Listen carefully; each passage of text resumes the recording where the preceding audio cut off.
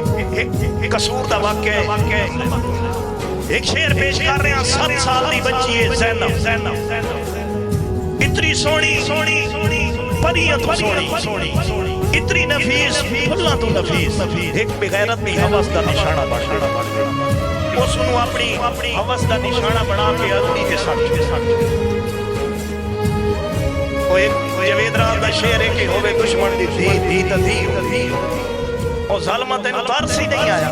हुण ओ अरूड़ी ते पई होई इतनी बंदे नू इंज दिल करेंदा है उस हालत दे विच इतनी सोहनी कि बंदा बेहतर मां प्यो नू उस हालत विच वेख के उन्हां ते केस ओदा मां ओदा प्यो नू उस हालत विच वेख के उन्हां ते किवें गुजरी होसी, उन्हां किवें बर्दाश्त गुलदस्ता देख के कचरे पे किवें हौसला कर गई होसी, गुलदस्ता देख के कचरे पे किवें हौसला कर गई होसी।